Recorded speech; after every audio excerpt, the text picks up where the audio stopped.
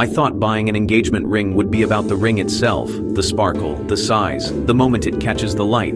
But I quickly realized it was never just about the diamond, it was about intention, about understanding what I was truly offering, because what I place in that small box isn't just metal and stone, it's a promise, a decision, a future condensed into something I can hold in my hand, and the way I approached that decision changed me more than I expected. Step 10, the least important but where I began, was style. I started by looking at shapes. Round, oval, princess, emerald, and settings that caught my attention. At first it felt overwhelming, like learning a new language, but I paid attention to what felt timeless versus what felt trendy, knowing trends fade, but meaning doesn't. Step 9 was metal choice. White gold, yellow gold, platinum, details that seemed small but subtly changed everything. I noticed how different metals complemented different skin tones, how some felt classic while others felt modern. It taught me that even the smallest details carry intention.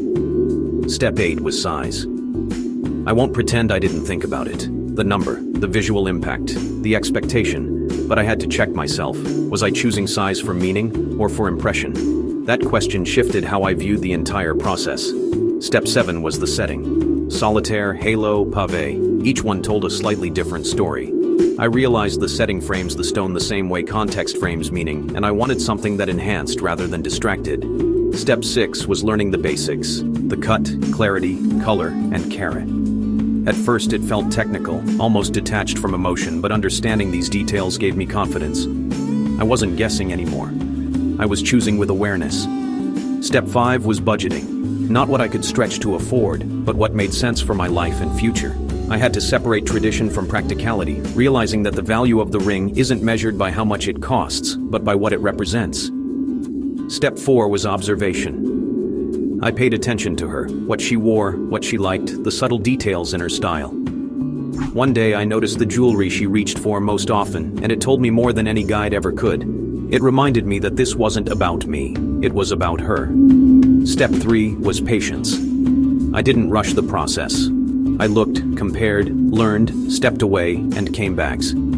There were moments I almost made quick decisions just to be done, but I resisted. Something this meaningful deserved time. Step 2 was intention. I stopped thinking about the ring as an object and started thinking about what it symbolized.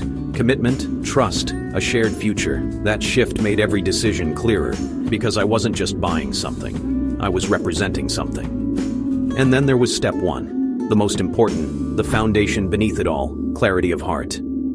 Being certain about why I was doing this, about the relationship, about the future I was stepping into. Because without that clarity, even the most perfect ring would feel empty. As I moved through this process, I realized something unexpected.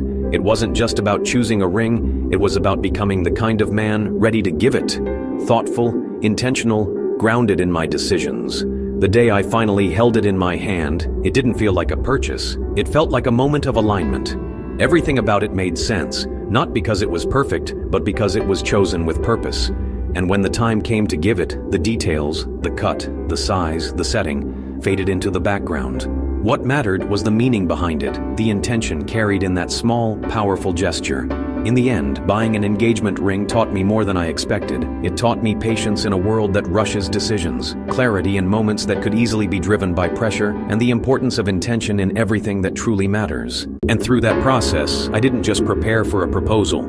I grew into someone who understands that the most meaningful choices in life aren't about impressing others, but about aligning actions with purpose. And that kind of growth, much like the promise I was making, is something meant to last. If you enjoyed this video, please subscribe to the Digital Mentor 777 via YouTube